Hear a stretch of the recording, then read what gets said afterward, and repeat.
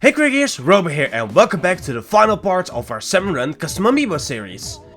With our final boss being the fan favorite of the new boss summons, the Big Shot. And after this one, we've got custom amiibos of all of the standard Salmonid bosses. So let's go and finish this series.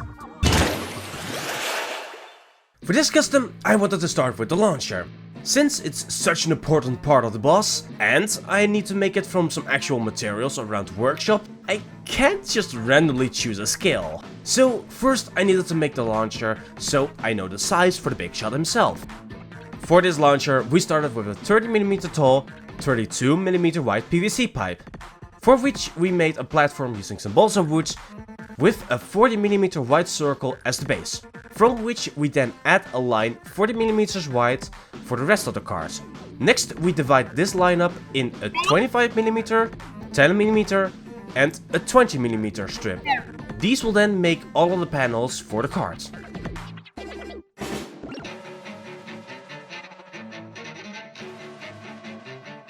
Once we got these three pieces, I cut an 8mm wide band of EVA foam and glue this around the top of the PVC pipe with some super glue. I then make extra sure that I've added enough glue, since I will then take this PVC and EVA combo to the belt sander and add a chamfer to the top edge, trying to make it flush with the top, but leaving a bit of a body at the bottom of the band. Then I also use some super glue to attach the three pieces of balsa wood together, making for the base of the card.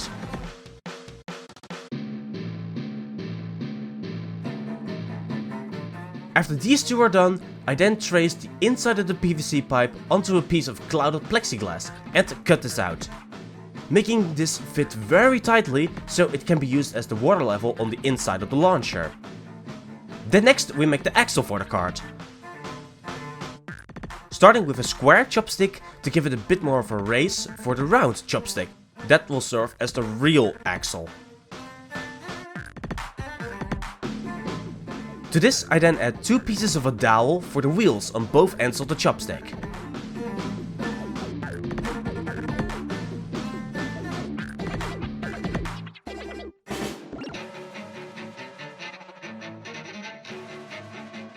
Continuing with this, I then also start on the barrel of the launcher, making use of a paper straw that I cut 30mm long.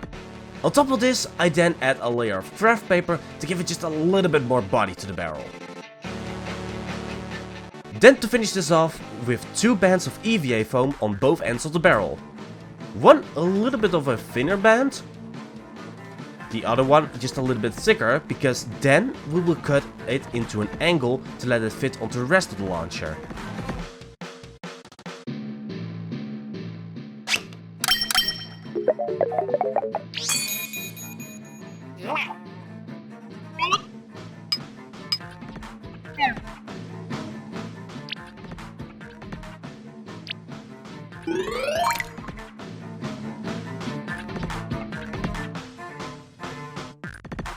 And lastly, I also add a rectangle of some more craft paper as a panel where the barrel is going to attach to the launcher.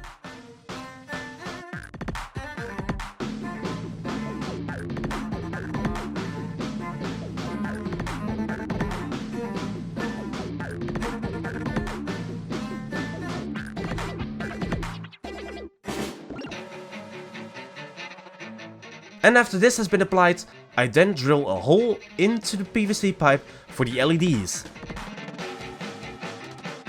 And because I've made that hole, I can now finally attach the barrel to the launcher, because otherwise the drill bit would just dig into the barrel, which we wouldn't want.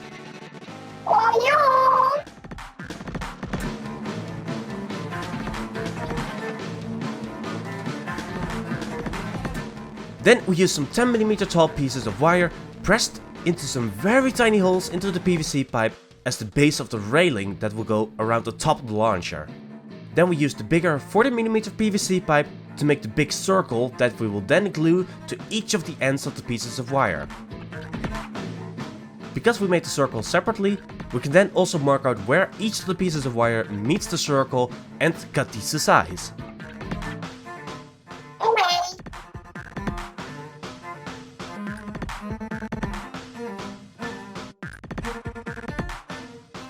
And while we have the wire out, we can also use this to make the splash screen at the end of the launcher. But first making a rectangle with some rounded corners.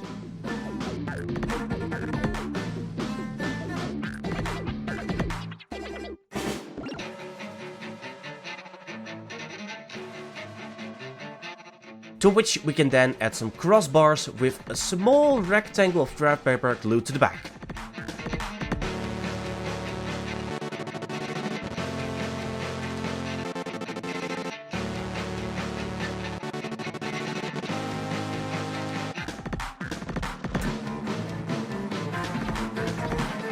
And lastly, we add some 2mm long legs to the frame.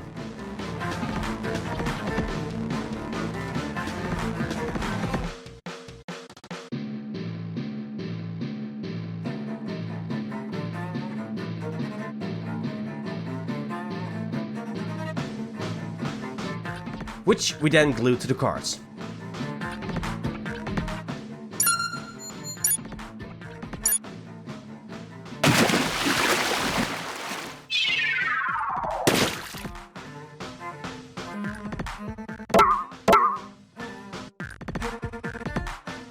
And for the last piece of the card, we have the bumper made from some 2mm EVA foam that we can then curve around the front of the cards.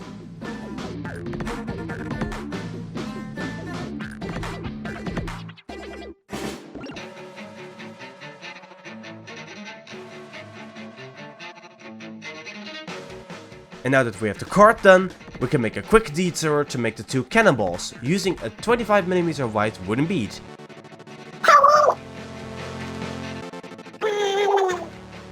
Which we then drill out to match a wooden dowel, and this dowel is then used to fill the hole for the bead. Finally, we've got everything ready for the big shot himself. So we start with a base of aluminium foil that I shape into this cylinder with a bigger middle. Then I round the top into a head and prep the bottom for the one fin that sticks out. With that, I can start to cover the aluminium foil with the epoxy clay, making it into one big sheet that I can then wrap around the aluminium base.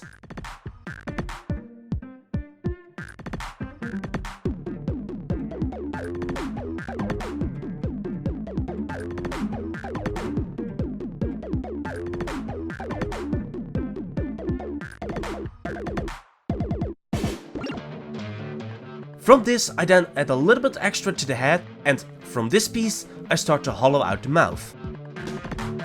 After that I also add 3 snakes of clay to the chest below the mouth to add the triple chin that the big shot has. Then I use some more silicone tools to smooth the snakes of clay into the rest of the body, and I then use a ball tool to smooth and hollow out the mouth even more.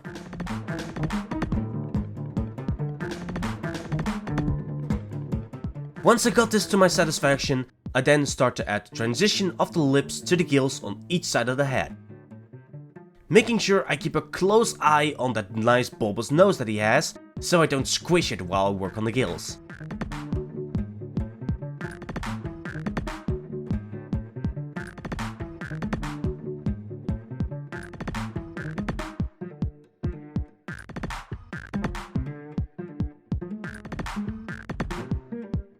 Once I got these added, I then make one more snake of clay for the edge of the pants, which I then smooth into the bottom of the body on one side, and then enlarge the seam on the other side to get the effect that it's actually a separate piece. From the front of the chest to the back with a little bit extra clay used around the tail.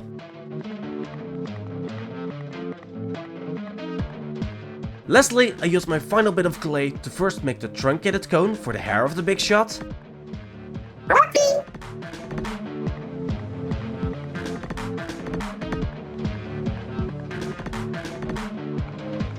Next up are the eyes with 2 equal spheres that we then press onto the body.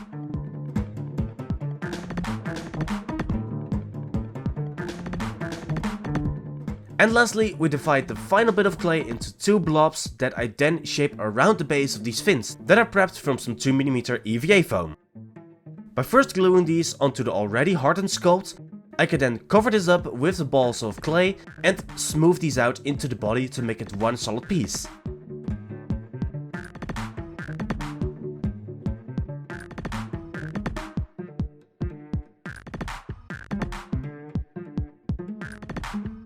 And with a little bit more extra clay, I could then make a splash of ink to press the big shot onto.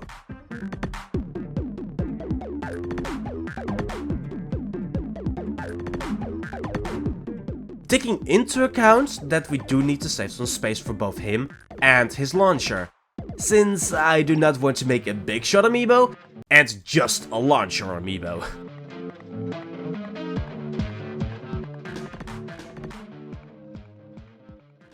And with a primer of white for the big shot himself, followed up with a bit more white for the launcher, and a mostly black primer for the card and the cannonballs, we can start on the painting.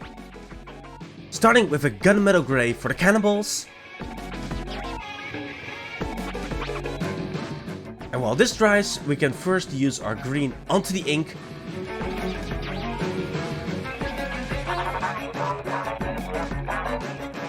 Before we can add the Agent Grey for his base skin tone.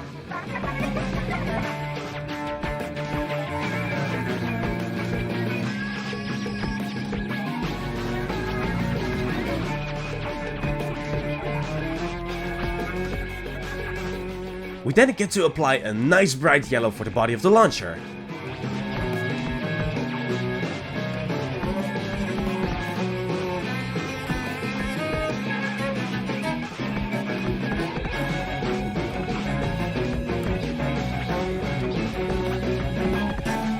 Same as the frame and the edges of the card.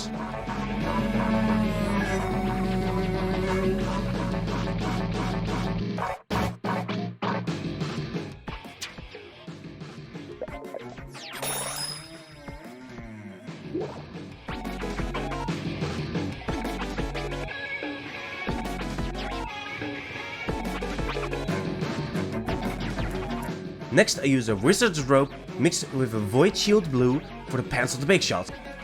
Or, in normal terms, I mix the turquoise with a light blue.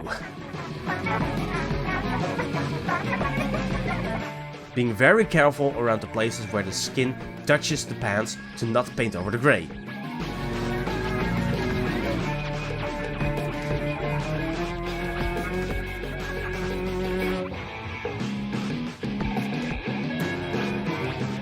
After the pants, I use a little bit of dark red for the inside of the mouth.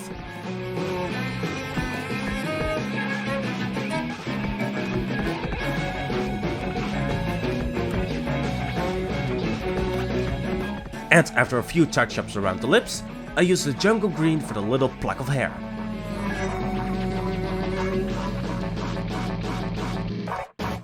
Then a moondust yellow is used for the base of the eyes.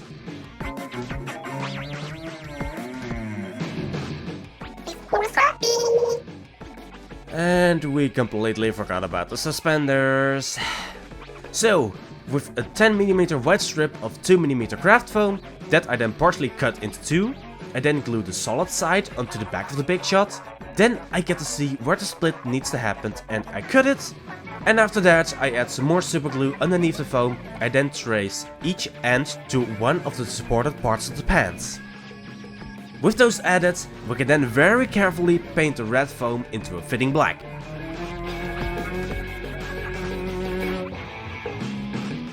And lastly, I also add some teeth for the salmonid. So with this huge pile of little pieces of white craft foam, that will also save me some time on painting, we then get to work on placing each tooth by hand along the lips. Oh, come on! I know most of these are my fault, but with how small these pieces are, this one can be looked over, right? These pieces are smaller than a millimeter.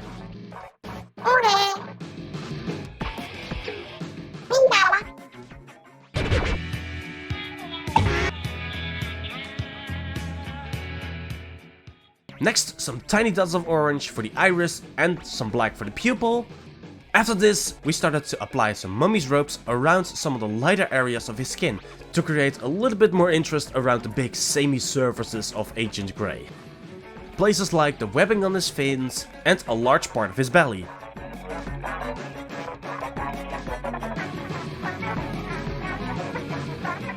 Then for the big blob that is his back, we also used a lot of watered down colors and applied these roughly as little squares on his back. We then go over these with a paper towel before they have a chance to fully dry, and so create this almost pearlescent effect for the back that the big shot has in game. While that dries, we can also start to add some gunmetal to the edges of the frame around the launcher. And also to the front plate.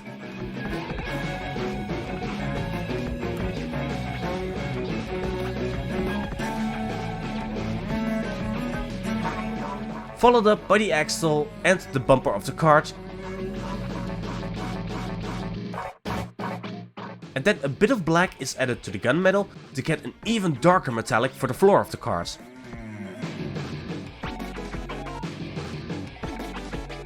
After these metallics were applied, we then get the fun job to age them down.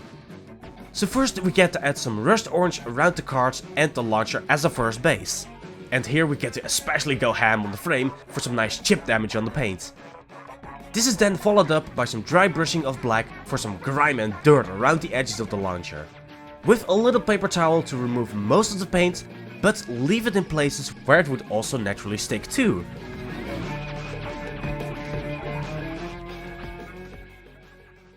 And after all of that painting, we finally get to add the lights on the inside of the launcher, which also allows us to finally glue the launcher to the actual cart.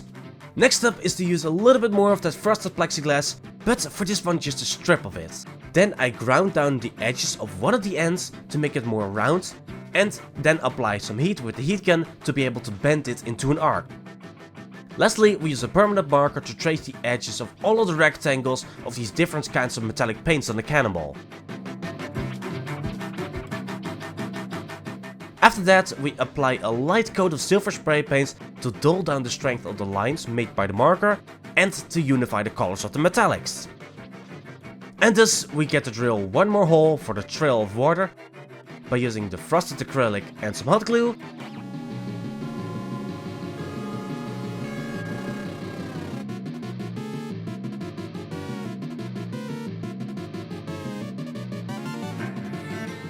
And a final hole for the wires to lead back to the base of the Amiibo. Then we get to make some more water effects for the final time by adding the transparent green paint to the trail and to some extra leakage around the nozzle.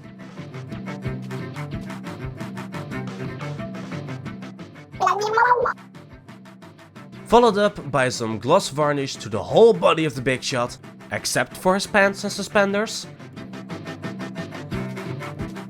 and to the ink, and also on the water effects on the launcher.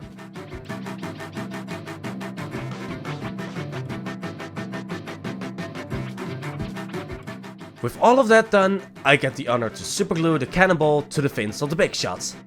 And with a little bit more help from my heat gun and a dab of superglue between the ball and his hair, I even get to make him hold this strong pose like he's about to slam down another cannonball into the launcher.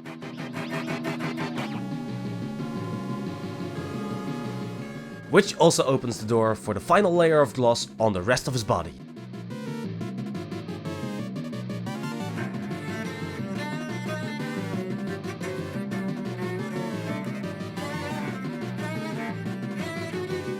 Now all that's left to do is to add the launcher to the base with the Big Shot. And with that, we can officially announce the Big Shot custom amiibo. And with that, the final amiibo in our custom Salmon Run amiibo series has finished.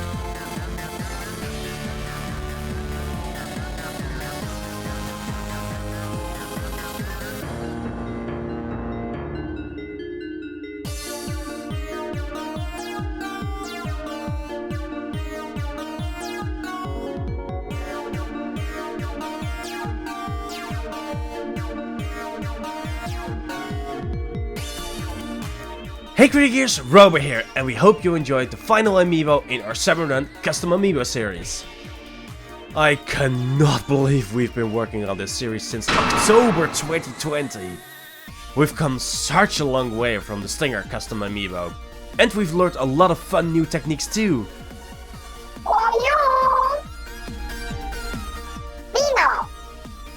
Definitely.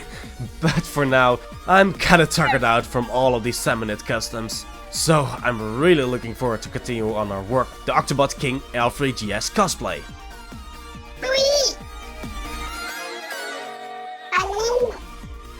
Sounds good. So we will see you guys soon with the next part of the Octobot cosplay. And as always, keep those gears turning, and we will see you guys in the next video.